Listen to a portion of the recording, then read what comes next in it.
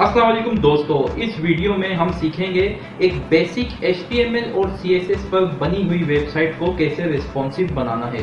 पिछली वीडियो में हमने HTML और CSS सीखी थी और एक स्टार्ट से वेबसाइट डिज़ाइन की थी। उसी वेबसाइट को इस वीडियो में हम रिस्पॉन्सिव बनाएंगे। CSS की मीडिया क्यूरीज को यूज़ करना सीखेंगे। इसके साथ साथ हम एक मेन्यू को भी रिस्पॉन्सिव बनाएंगे, जिसके लिए हम थोड़ी jQuery भी यूज़ करेंगे। वो दोस्त जो इस वीडियो पर नए हैं, मेरे चैनल को सब्सक्राइब कर लें ताकि मेरी आने वाली वीडियोस आप लोगों को बआसानी मिल सकें। और अगर आप HTML और CSS सीखना चाहते हैं तो मेरी पिछली वीडियो को ज़रूर देखें। ये उसी वीडियो का सेकंड पार्ट है, जिसका डिस्क्रिप्शन में मैंने लिंक दिया है। तो आइए हम स्टार्ट करते हैं, सीखते हैं एक बेसिक वेबसाइट को हम रिस्पॉन्सिव कैसे बना सकते हैं।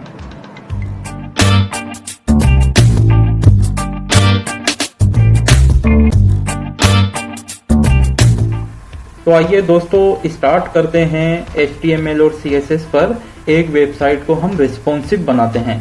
पिछली वीडियो में हमने HTML और CSS की जो बेसिक होती है वो सीखी थी और हमने एक वेबसाइट HTML और CSS पर डिज़ाइन की थी। जो दोस्त इस वीडियो पर नए हैं वो हमारी पिछली वीडियो देख सकते हैं, जो डिस्क्रिप्शन में उसका लिंक दिया है, आप देख सकते हैं। उसमें हमने ये वेबसाइट जो है डिज़ाइन की थी।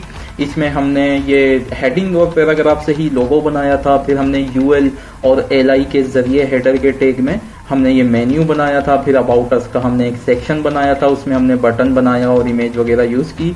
फिर हमने ये 4 ब्लॉक्स भी बनाए थे और फिर नीचे हमने कॉन्टेक्ट फॉर्म भी बनाया था और एक नीचे छोटा सा फुटर भी बनाया था। इस वीडियो में हम इस वेबसाइट को रिस्पॉन्सिव में कन्वर्ट करेंगे, क्योंकि ये अभी रिस्पॉन्सिव नहीं है। अभी हम देखते हैं ब्राउजर की विड्थ को छोटा करके, तो आप देख सकते हैं कि ये कितनी डिस्टर्ब है। जब हम स्क्रीन को छोटा करते हैं तो मेन्यू भी डिस्टर्ब है, इसके फॉन्ट साइजेस भी छोटे बड़े लग रहे हैं, ये चीज़ भी सारी डिस्टर्ब है और जो हमारे ब्लॉक्स हैं वो काफ़ी डिस्टर्ब हैं। तो हम इसे अब रिस्पॉन्सिव करेंगे इस वीडियो में। लेकिन जो दोस्त नए हैं और वो अभी HTML और CSS की बेसिक सीखना चाहते हैं तो वो मेरी पिछली वीडियो देख सकते हैं, जिसका लिंक डिस्क्रिप्शन में है। उसमें हमने ये वेबसाइट बनाई थी और अब हम इस वीडियो में इस वेबसाइट को रिस्पॉन्सिव में कन्वर्ट करेंगे। तो आइए हम स्टार्ट करते हैं हेडर से। हमने क्या करना है, हमने अपने ये जो हमारा लोगो है इसे टेक्स्ट लाइन लेफ्ट करना है। ये जो साइड से स्पेसिंग है ये कम करनी है। और फिर हमने यहाँ हैमबर्गर एक मेन्यू बनाना है और फिर उस पर क्लिक होने पर ये मेन्यू शो होगा। और इस मेन्यू का डिज़ाइन थोड़ा अलग हम करेंगे रिस्पॉन्सिव के लिए। और फिर आप ये सारी चीज़ें जितने भी ब्लॉक्स हैं इन्हें हम फिक्स करेंगे। पैडिंग, फॉन्ट साइजेस यहाँ देख रहे हैं, ये स्पेसिंग ज़्यादा है क्योंकि ये हमने लार्ज स्क्रीन के लिए ये वेबसाइट बनाई थी। तो अब हम इसे रिस्पॉन्सिव में कन्वर्ट करेंगे। तो आइए हम स्टार्ट करते हैं। हम अपने लोगो से, ये हमारा मेन फोल्डर है जो हमने फर्स्ट वीडियो में बनाया था। इन फाइल्स को हम अपने एडिटर में खोल लेते हैं। इसकी CSS फाइल भी हम अपने एडिटर में खोलते हैं और देखते हैं कि ये हेडर के अंदर आप देखेंगे कि ये माय लोगो का जो है एक हमने क्लास दी हुई है डिव को, ठीक है। तो उसके अंदर हमारा ये लोगो है वसीम अहमद और फिर पैराग्राफ में उसकी हमने लोगो की टैग लाइन लिखी है। अब हमें रिस्पॉन्सिव में क्या करना है, हमें रिस्पॉन्सिव में इसे एक तो इसके फॉन्ट साइज, इसका फॉन्ट साइज थोड़ा छोटा करना है और फिर हमें इसे टेक्स्ट लाइन लेफ्ट करना है। लेकिन अभी ये टेक्स्ट लाइन जो है सेंटर है। तो ये सारी चीज़ें करने के लिए हमें एक न्यू फाइल बनानी है रिस्पॉन्सिव के लिए। तो हम एक न्यू फाइल बनाते हैं। इसे हम CSS के फोल्डर में सेव कर लेते हैं। इसका नाम हम रख लेते हैं responsive.css और इस फाइल को हम अपने HTML के पेज में लिंक करवा देते हैं।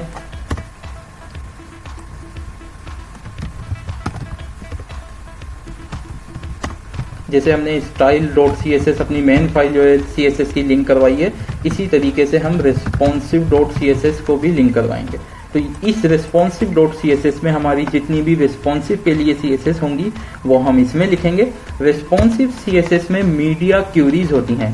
मीडिया क्यूरीज का मतलब ये होता है कि जो ब्राउज़र की या स्क्रीन की, जिस स्क्रीन पे वेबसाइट खुलती है उसकी जो टोटल विड्थ होती है वो उसे काउंट करती है। और फिर हम उसमें कंडीशंस लगा सकते हैं कि अगर मीडिया की स्क्रीन की ये विड्थ होगी तो किस CSS की क्लास की या CSS की ID की वैल्यूज़ ये होंगी।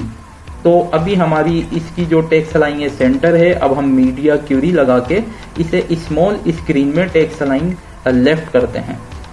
मीडिया क्यूरी के लिए मीडिया स्क्रीन एंड ब्रैकेट्स, फिर इसके अंदर मैक्स डैश विद अभी हम कर देते हैं 580 पिक्सल्स और ब्रैकेट ओपन और क्लोज। ये मीडिया क्यूरीज होती हैं मीडिया स्क्रीन एंड ब्रैकेट्स में मैक्स डैश विद 580 पिक्सल्स। ये 580 पिक्सल्स का मतलब ये है कि max with 580 pixels, maximum with अगर 580 पिक्सल्स होगी, उससे 580 पिक्सल से नीचे स्क्रीन का साइज होगा तो इसके अंदर जो हम जितनी भी CSS लिखेंगे वो काम करेगी।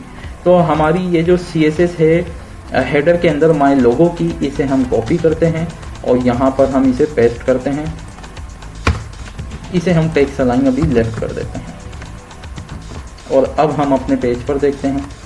ये देखेंगे कि अभी हम ये लेफ्ट हो चुकी है, लेकिन हम लार्ज करेंगे अपने ब्राउज़र को तो ये सेंटर ही है, क्योंकि 580 पिक्सल से नीचे जब स्क्रीन का साइज होगा तो ही टेक्स्ट अलाइन जो लेफ्ट है वो काम करेगा।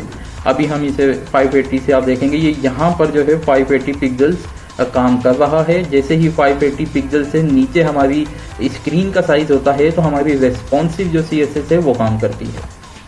अब हम रेस्पॉन्सिव CSS में फॉन्ट साइजेस भी चेंज कर सकते हैं। जैसे अब ये हेडर के अंदर हमारी डिव है जिसे हमने क्लास दी है माय लोगो की, उसके अंदर है H1 का टैग, इसे हम डिफरेंट साइज दे सकते हैं।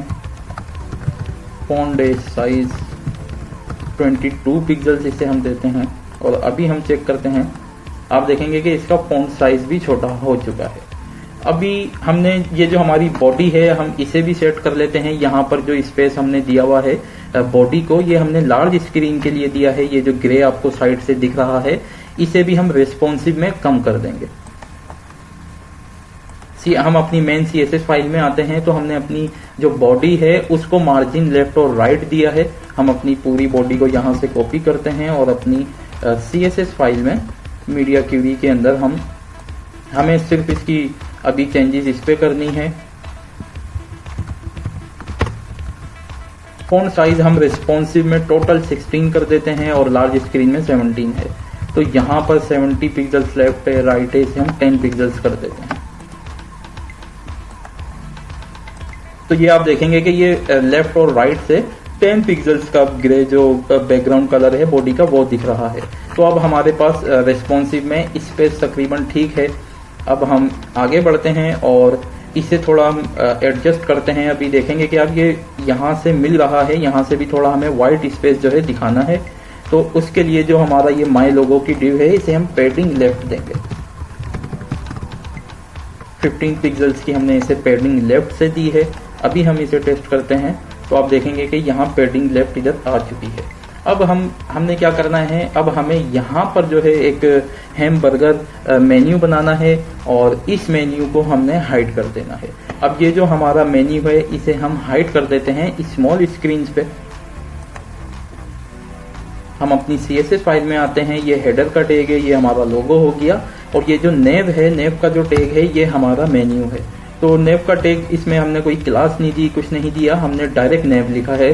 तो CSS में हम डायरेक्ट जो है हेडर के अंदर नेव को हम कॉल कर सकते हैं और नेव को हम डिस्प्ले जो है नन कर देंगे।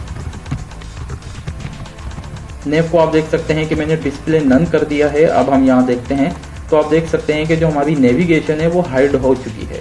अब हमने यहाँ पर एक मेन्यू बनाना है, उसे क्लिक करने पर हमारा जो मेन्यू होगा वो शो होगा। लेकिन अभी हमारे आप देख सकते हैं रेस्पॉन्सिव काम कर रहे हैं तो पैडिंग का इशू आया है। अब ये जो पैडिंग है इसके नीचे से हमें पैडिंग देना पड़ेगी। माय लोगो के नीचे से भी हम पैडिंग दे देते हैं। पैडिंग डैश बॉटम कर देते हैं 20 पिक्सल्स। तो आप ये देख सकते हैं ये हमारा जो है मेन्यू अब हेडर हमारा ठीक हो चुका है। इसे हम एक बॉर्डर दे देते हैं क्योंकि लार्ज स्क्रीन में हमने जो बॉर्डर दिया हुआ है वो नेव को दिया है और नेव बाय डिफॉल्ट स्मॉल स्क्रीन में हमने हाइड कर दिया है। तो अब हम माय लोगो को ही बॉर्डर दे देते हैं। Border dash bottom grey colour का जो हमने वहां दिया है, सॉलिड 1 पिक्सल ग्रे कलर का बॉटम से हमने इसे बॉर्डर दिया, आप देख सकते हैं कि ये बॉर्डर आ चुका है। अभी ये पैडिंग थोड़ी ज़्यादा हो चुकी है, हम इसकी पैडिंग जो है कम कर देते हैं, 5 पिक्सल्स करते हैं बॉटम से। तो ये आप देख सकते हैं। अब हम इसे पैडिंग इसकी रिमूव भी कर देते हैं क्योंकि वो अभी भी ज़्यादा है। तो आप देख सकते हैं कि ये हमारा हेडर बन चुका है। अब हमने यहाँ पर एक हैमबर्गर जो है मेन्यू बनाना है। अब यहाँ पर हम आते हैं, हमने इसके अंदर जो हमारा लोगो है उसकी लेफ्ट साइड पर हमने हैमबर्गर एक मेन्यू बनाना है। उसके लिए हम यहाँ पर एक डिव ओपन करते हैं और फिर हम एक डिव क्लोज करते हैं। डिव की जगह हम स्पैन ले लेते हैं और स्पैन को हम एक क्लास देते हैं।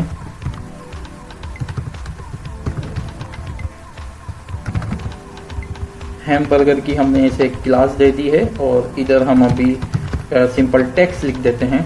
अब ये जो हमारी हैमबर्गर की क्लास है ये हम डिफ़ॉल्ट जो हमारी लार्ज स्क्रीन है उसमें हमें इसे हाइड रखना है।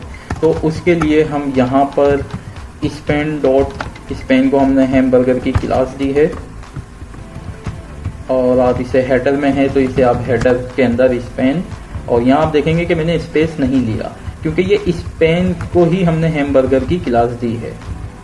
ये आप डायरेक्ट भी लिख सकते हैं, इस तरीके से भी आप लिख सकते हैं, लेकिन बेस्ट जो प्रैक्टिस है, ब्राउज़र इजीली जो है उसे अंडरस्टैंड करता है, वो प्रॉपर यही होता है कि जिन टेक्स्ट के अंदर आपकी डिव है या क्लास है आप बिल्कुल प्रॉपर उसी तरीके से CSS लिखें।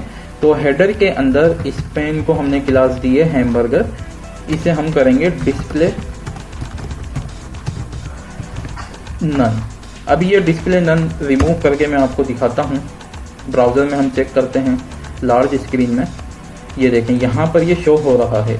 तो हमें ये शो नहीं करवाना लार्ज स्क्रीन में, इसलिए हम अपनी लार्ज स्क्रीन में इसे डिस्प्ले नन करेंगे। ये आप देख सकते हैं अब ये कहीं शो नहीं हो रहा। अब ये स्मॉल स्क्रीन में भी शो नहीं होगा क्योंकि अभी हमने रेस्पॉन्सिव पर इसे शो नहीं करवाया। तो हम इसे यहाँ से कॉपी करेंगे और जो हमारी अभी responsive.css है हम उसमें आ जाते हैं। तो आप ये देख सकते हैं हम यहाँ डिस्प्ले नन है, हम यहाँ इसे डिस्प्ले इन लाइन डैश अगर ब्लॉक करते हैं तो आप देख सकते हैं कि ये यहाँ पर शो हो रहा है, लेकिन अब हमें ये यहाँ पर शो करवाना है। तो इसके लिए हमने क्या करना है, हमने सबसे पहले जो हमारा मेन डिव है माई लोगो की, जिसके अंदर ये हम बना रहे हैं, इसके अंदर हम ये बना रहे हैं माई लोगो की, उसे हमने पोजीशन देनी है। रेस्पॉन्सिव में हम माई लोगो को पोजीशन देते हैं रिलेटिव, और फिर जो हमारा हैमबर्गर है उसे हम पोजीशन देते हैं एब्सोल्यूट। जब हमने पोजीशन एब्सोल्यूट देनी होती है तो जो उसकी मेन डिव होती है, मेन बॉक्स होता है, उसे पोजीशन रिलेटिव देना ज़रूरी होता है, फिर ही ये पोजीशन एब्सोल्यूट काम करेगी। पोजीशन एब्सोल्यूट के लिए हमें कुछ उसे लेफ्ट राइट टॉप बॉटम भी बताना होता है, तो हम इसे बता देते हैं कि ये राइट से 0 है और टॉप से भी हम इसे 0 करवा देते हैं। अब हम इधर इसे चेक करते हैं तो आप देख सकते हैं कि ये यहाँ पर आ चुका है।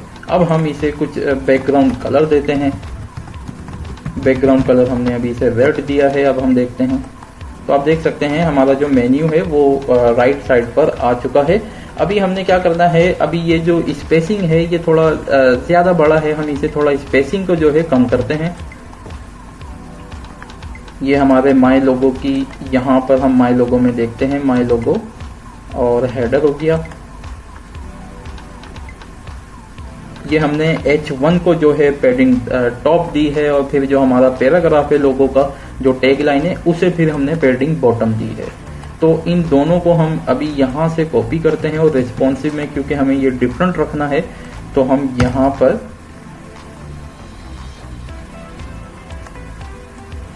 हमने सिर्फ इसकी पैडिंग जो टॉप है उसे हमने कम करना है, 15 पिक्सल्स कर दिया और इसे भी 15 पिक्सल्स कर दिया।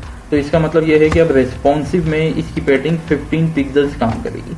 तो अभी हम देखते हैं तो आप देख सकते हैं कि ये स्पेस इसका ठीक हो चुका है। रिस्पॉन्सिव में पहले ज़्यादा लग रहा था। अब हम इस बॉक्स को विद हाइट देके पूरा एक मेन्यू की शक्ल देते हैं। ये रहा हमारा रिस्पॉन्सिव में हैमबर्गर। इसे हमने बैकग्राउंड भी दे दिया है। इसे हम पैडिंग के जरिए भी दे सकते हैं। पैडिंग 20 पिक्सल्स हम देते हैं चारों तरफ से। तो आप देख सकते हैं पैडिंग अगर हम थोड़ी और बढ़ाते हैं। बाकी आप ये राइट क्लिक करके इंस्पेक्ट में जाकर आप इसे यहाँ पर हम इसे पैडिंग देंगे ताकि फिर वही पैडिंग हम वहाँ पर यूज़ कर लें। तो देख रहे हैं कि आप 28 पिक्सल्स की पैडिंग यहाँ बिल्कुल फिट जो है बैठी है। तो हम यहाँ पर 28 पिक्सल्स की पैडिंग कर देते हैं। अभी हम लार्ज स्क्रीन पे आते हैं। आप ये देख सकते हैं लार्ज स्क्रीन पर हमारी वेबसाइट ऐसी है और फिर जब हम स्मॉल स्क्रीन करते हैं तो हमारी वेबसाइट की अब शक्ल आ रही है।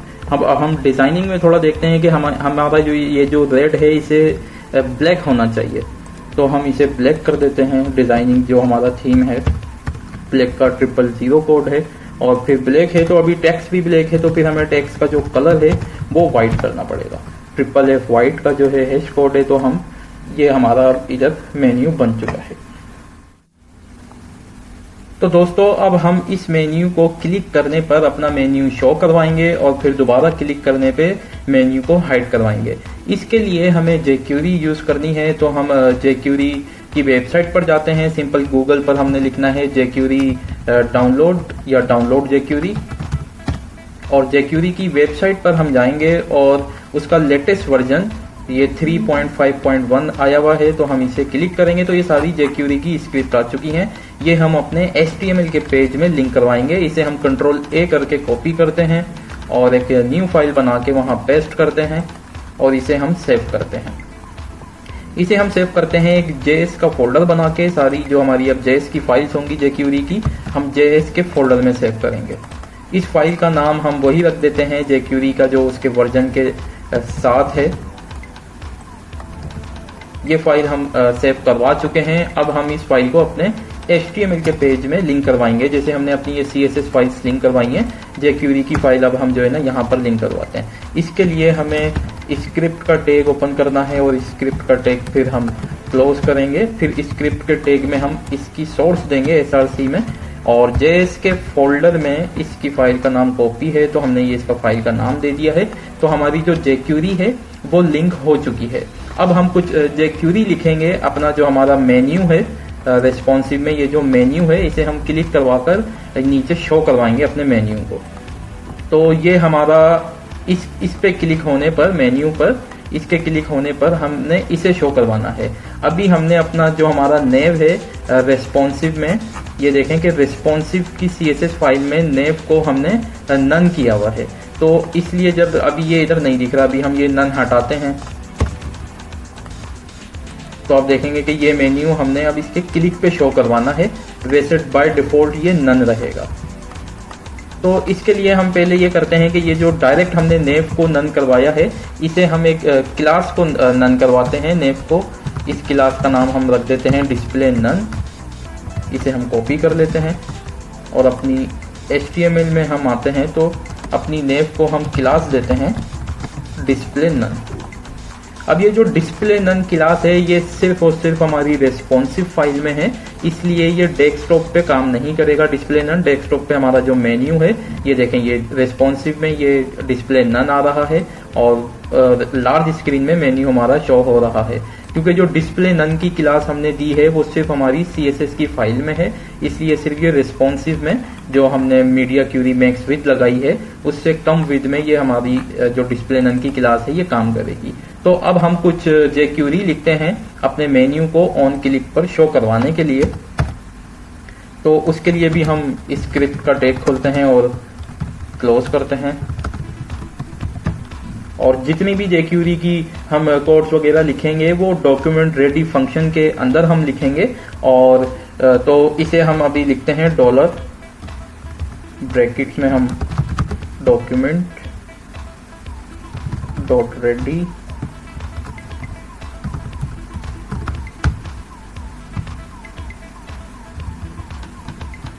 फंक्शन और ये हम अभी यहाँ पर ब्रैकेट करली ब्रैकेट्स को जो है तो ये हमारा एक डॉक्यूमेंट रेडी फंक्शन jQuery का बन चुका है। इसके अंदर हम अपनी सारी स्क्रिप्ट वगैरह अब हम लिखेंगे। तो अभी हमने क्या करना है, हमने इसके क्लिक पर इसे शो करवाना है। तो हम इसे जो हमने क्लास दी है हम इसे कॉपी कर लेते हैं। हैमबर्गर क्लास हमने कॉपी कर ली क्योंकि इसके क्लिक पर हमने इसे शो करवाना है। तो यहाँ पर हम आते हैं डॉलर,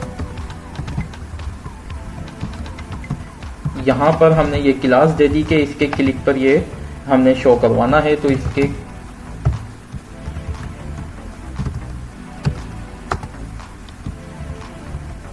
ब्रैकेट कर दी, ब्रैकेट खोल के हम, तो ये हमने क्लिक का फंक्शन बना लिया है कि जब ये क्लिक हो तो इसके अंदर की जितनी भी हम jQuery लिखेंगे वो काम करे। तो अभी ये क्लिक का हम बना चुके हैं jQuery में। अब इसके क्लिक होने पर हमने क्या करना है, क्लिक होने पर हमने इसकी ये जो डिस्प्ले क्लास है इसे जो है हमने या तो हम रिमूव कर सकते हैं, और jQuery में एक फंक्शन होता है टुगल क्लास का, मतलब वो क्लिक करेगा तो वो रिमूव हो जाएगी क्लास, दोबारा क्लिक करेगा तो ये डिस्प्ले नन की क्लास फिर इस नेम पर लग जाएगी। तो हम इधर आते हैं हैमबर्गर के क्लिक के फंक्शन के अंदर, हम अपना डॉलर नेव है क्योंकि नेव डायरेक्ट आएगा, ये हमने क्लास थी तो डॉट लिखा है, नेव HTML का टैग है तो ये डायरेक्ट हमने नेव लिख दिया है इधर। इसके बाद हमने क्या करना है, टॉगल क्लास, कौन सी क्लास, इधर हमने क्लास का नाम देना है डिस्प्ले नन। तो ये हम बना चुके हैं। अभी हम इसे टेस्ट करते हैं। तो अभी देखेंगे डिस्प्ले नन की क्लास लगी है। अब हम इस पे क्लिक करते हैं तो आप देखेंगे कि क्लिक करने पे और दोबारा क्लिक करने पे वो शो हाइड हो रहा है। तो ये हमारा एक मेन्यू भी बन रहा है रिस्पॉन्सिव। अब हम इसे थोड़ा सेट करते हैं अपने मेन्यू को। अभी आप देखेंगे कि ये जो मेन्यू है हमारा, इस पे हुवर पे अंडरलाइन एक लाइन आ रही है, जबकि मोबाइल में हुवर नहीं होता। तो इसलिए अब हम इसे हुवर का जो इस लिंक पे हमने बॉर्डर दिया हुआ है उसे हम हटा देते हैं।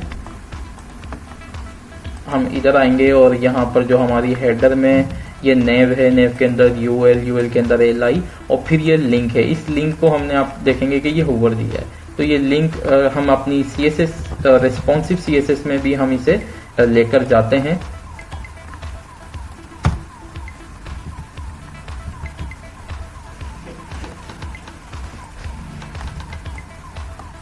ये हमने इधर रिस्पॉन्सिव अपनी CSS में भी इसे लिख लिया है। ये सारी चीज़ें, कलर वगैरह भी आप चेंज कर सकते हैं रिस्पॉन्सिव में। आपने जैसा इसे डिज़ाइन करना है, तो रिस्पॉन्सिव में आप जो इसकी CSS देंगे वो रिस्पॉन्सिव स्मॉल स्क्रीन्स में जो भी हमने मीडिया क्यूरीज दी हैं उस पर ये CSS सारी काम करेगी। तो ये बॉर्डर बॉटम सॉलिड वाइट है, इसे हुवर पे हमने ब्लैक दिया है तो हुवर पे भी हम इसे वाइट कर सकते हैं, या बॉर्डर इधर से हम इसको 0 ही कर सकते हैं, बॉर्डर बॉटम 0, और हुवर पे भी बॉर्डर बॉटम हम 0 करते हैं। तो अब देखते हैं क्या होता है। तो आप देखेंगे कि अब हुवर पे इसका जो बॉर्डर है वो नहीं काम कर रहा, लेकिन लार्ज स्क्रीन पे ये काम करेगा। तो अभी हम हुवर पे पूरा बैकग्राउंड कलर इसका चेंज करते हैं। हमने एक लाइट ग्रे कलर दिया है बैकग्राउंड को। तो ये देखें, अब ये लाइट बैकग्राउंड कलर इसमें आ रहा है। और अभी ये आप देखेंगे कि यहाँ से जो एक वाइट स्पेस ज़्यादा आ रहा है, यहाँ से कम, इसे हम अभी ट्रबल शूट करते हैं कि ये किस चीज़ का स्पेस है। तो ये यूएल से जो पैडिंग है लेफ्ट यूएल की, ये वो है।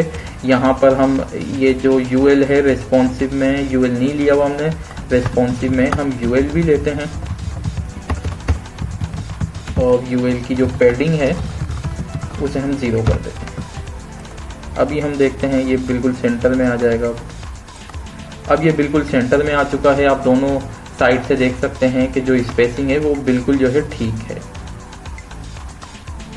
लेकिन अभी आप देखेंगे कि जब ये एक जो बॉर्डर लाइन है, मेन्यू खोलने के बाद वो बॉर्डर लाइन थोड़ी डबल हो रही है, क्योंकि हमने अपने नेव को भी जो है बॉर्डर दिया है। जब वो नेव शो होती है तो वो डबल लाइन हो जाती है। तो हम अपने नेव के जो बॉर्डर है उसे हम 0 करते हैं, नेव के बॉर्डर को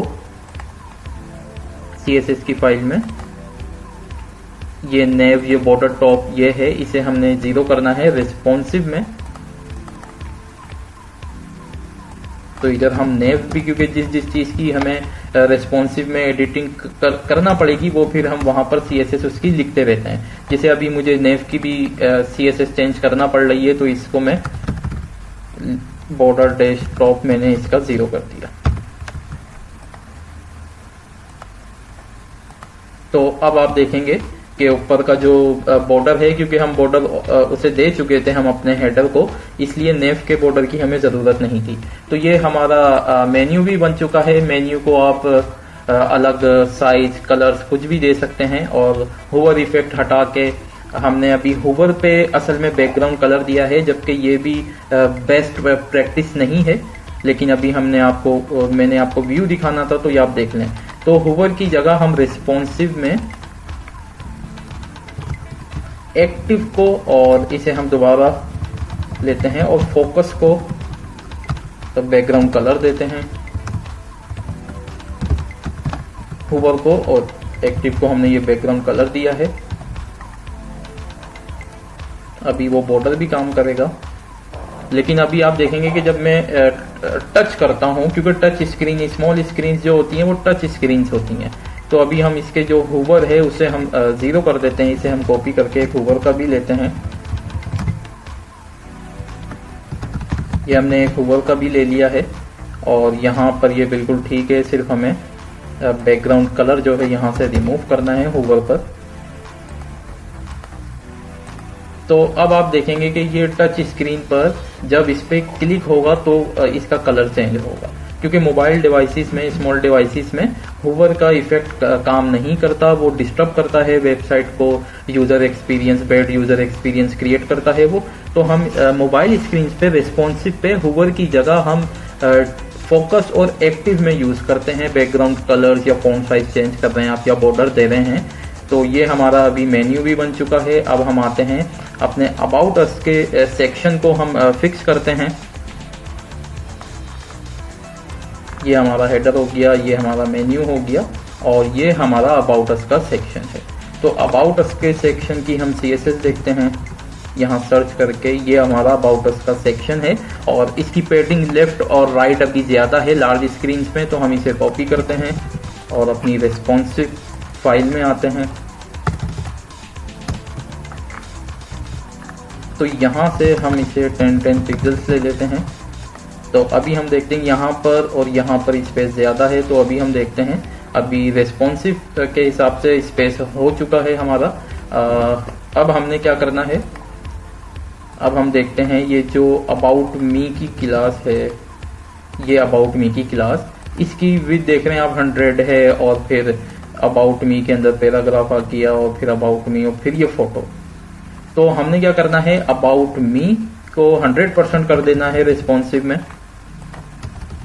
अबाउट मी को हम 100% कर देंगे रिस्पॉन्सिव में।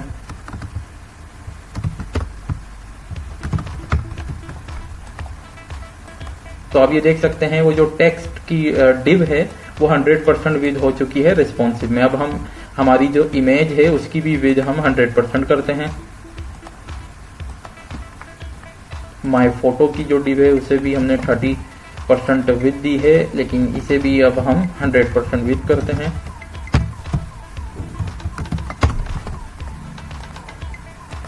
तो अब आप देख सकते हैं कि रेस्पॉन्सिव के हिसाब से हमारा अबाउट अस का जो सेक्शन है वो भी बन रहा है। अब हमें जो इमेज के ऊपर से स्पेसिंग देनी है, क्योंकि रेस्पॉन्सिव के हिसाब से फिर हमें कुछ एडिटिंग करना पड़ती है। तो माय फोटो में हम पैडिंग डेस्कटॉप दे देते हैं 40 पिक्सल्स की।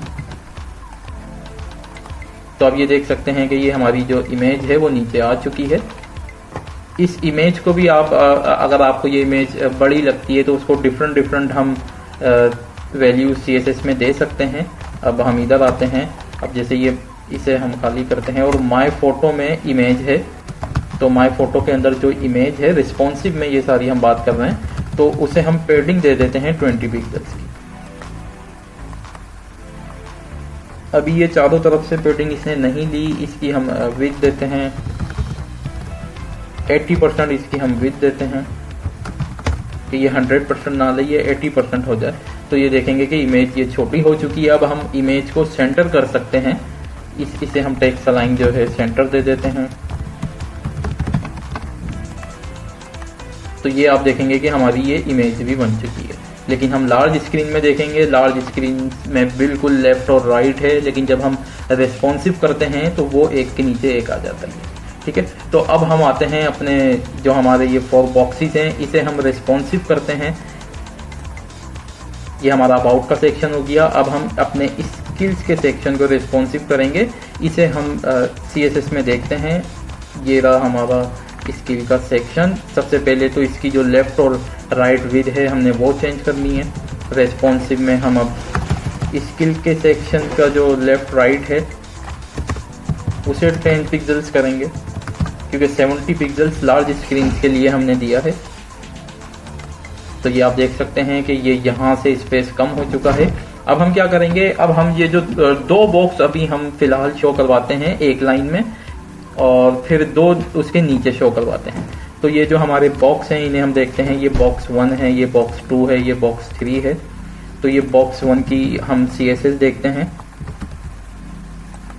ये हमारा बॉक्स 1 आ चुका है और बॉक्स 2 और बॉक्स 3 आ चुके हैं। इसे हम कॉपी करते हैं, अपनी रेस्पॉन्सिव CSS में लेकर जाते हैं। तो अभी हमने बॉक्स 1 और बॉक्स 2 को जो है 50-50 पिक्सल्स हमने देनी है। तो अभी हम इधर 50 पिक्सल्स अगर हम देते हैं चारों बॉक्सेस को, तो आप देख सकते हैं कि ये 4 बॉक्स हो चुके हैं। लेकिन अगर हम इसे 100% देंगे रेस्पॉन्सिव में, तो ये एक के नीचे एक बॉक्स आ जाएगा। ठीक है, तो अभी ये ठीक लग रहा है, एक के नीचे एक ये बॉक्सेस ये हमारे ये भी रेस्पॉन्सिव हो चुके हैं। तो अब हमने ये जो हमारा कॉन्टेक्ट अस का जो सेक्शन है इसकी पेडिंग हमने अभी सेट करनी है लेफ्ट और राइट से। इसे हम देखते हैं।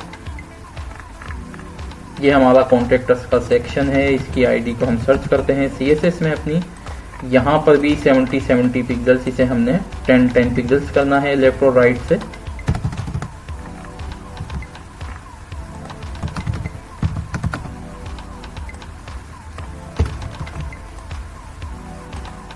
तो ये देखें, अब ये लेफ्ट और राइट से इसकी भी हमने पैडिंग जो है ठीक कर दी है। तो हम अपनी जो हमारी वेबसाइट है उसे रेस्पॉन्सिव कर चुके हैं। आप देख सकते हैं हमारा जो हेडर है वो रेस्पॉन्सिव हो चुका है और मेन्यू हमारा रेस्पॉन्सिव हो चुका है। अबाउट अस का सेक्शन, फिर ये जो हमारे ब्लॉक्स हैं, ये कॉन्टेक्ट फॉर्म, और फिर हमारा जो फुटर वगैरह, ये हमारी वेबसाइट अभी रेस्पॉन्सिव हो चुकी है। तो आप देखेंगे कि जो लार्ज स्क्रीन है उसमें हमारी वेबसाइट बिल्कुल डिफरेंट लुक की है, और जो स्मॉल स्क्रीन है उसमें डिफरेंट लुक है हमारी वेबसाइट का। तो इस तरीके से हम CSS की ये जो मीडिया क्यूरीज होती हैं, स्क्रीन साइज हम इसमें दे सकते हैं। मैक्स विड्थ हमने अभी इसे 580 पिक्सल्स दिया है। मतलब ये जब 580 पिक्सल से ऊपर होगी तो हमारी जो responsive.css फाइल है वो काम नहीं करेगी। हमारी जो फिर style.css है मेन फाइल, वो काम करेगी, जो लार्ज स्क्रीन की फाइल है। ये देखें, तो यहाँ पर हमारी वेबसाइट डिस्टर्ब है, और फिर जब हमारी रेस्पॉन्सिव CSS फाइल काम करती है तो हमारी वेबसाइट रेस्पॉन्सिव हो जाती है। इसी तरीके से आप डिफरेंट मीडिया क्यूरीज लगा सकते हैं। मिसाल के तौर पे हम इसे अभी कॉपी करते हैं, एक डिफरेंट मीडिया क्यूरीज लगाते हैं। इसे हम अभी 768 करते हैं। 768 ये टेबलेट के लिए होती है। तो 768 पे अभी हम क्या करते हैं, ये जो लास्ट में हमने जो अभी इसे, ये जो हमारे ब्लॉक्स हैं जिन्हें हमने लार्ज स्क्रीन पे ये 4 जो बॉक्सेस हैं, और स्मॉल स्क्रीन पे ये 100% विड्थ हो गई, तो ये एक के बाद एक आ रहे हैं। तो टेबलेट में हम क्या करते हैं, ये 2 एक लाइन में आ जाएं। तो इसे हम यहाँ पर 50 पिक्सल्स करते हैं। तो अभी आप देखेंगे कि जब हम ये टेबलेट, जब उसकी विड्थ टेबलेट यहाँ से लेके ये फिर लार्ज स्क्रीन आ गई, यहाँ पर टेबलेट आ गया, और फिर यहाँ पर मोबाइल आ गया। तो ये आप देख सकते हैं डिफरेंट मीडिया क्यूरीज कैसे यूज होती हैं, कैसे काम करती हैं एक रेस्पॉन्सिव वेबसाइट बनाने के लिए। तो दोस्तों, रेस्पॉन्सिव वेबसाइट असल में हम अब जो नेक्स्ट वीडियो पर हम जाएंगे उसमें हम बूटस्ट्रैप पे रेस्पॉन्सिव वेबसाइट बनाएंगे। लेकिन बेसिक HTML CSS सीखने के लिए इसे हमें कोर HTML और CSS पे सीखना लाजमी था, ताकि हम बूटस्ट्रैप पे और दूसरे CSS और HTML के जो फ्रेमवर्क हैं उस पे हम आसानी से काम कर सकेंगे। हमें क्योंकि कोर जो हमारी CSS और HTML है उसकी प्रैक्टिस करना बहुत ज़रूरी होती है। तो हमारी वेबसाइट कंप्लीट हो चुकी है, रिस्पॉन्सिव भी हमने इसे किया है। और आगे हम अपना हमारा जो मेन्यू है, हम एक प्रॉपर अब जो सेक्शन है उसकी भी वीडियोस बनाएंगे। जो हमारा मेन्यू है, एक प्रॉपर वीडियो रिस्पॉन्सिव HTML और CSS पर प्रॉपर मेन्यू कैसे बनता है उसकी अलग वीडियोस बनाएंगे। और फिर डिफरेंट सेक्शंस की अलग अलग वीडियोस मैं आपके लिए बनाऊंगा।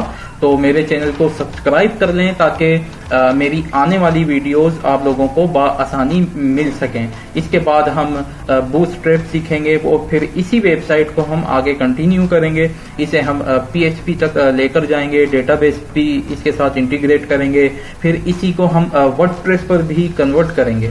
तो दोस्तों मेरी आने वाली वीडियोस के लिए, नेक्स्ट वीडियोस के लिए मेरा चैनल आप सब्सक्राइब कर लें ताकि आपको मेरी आने वाली वीडियोस बआसानी मिल सकें। तो इंशाल्लाह बहुत जल्द नई वीडियो में मुलाकात होगी। Don't waste your time, let's do it.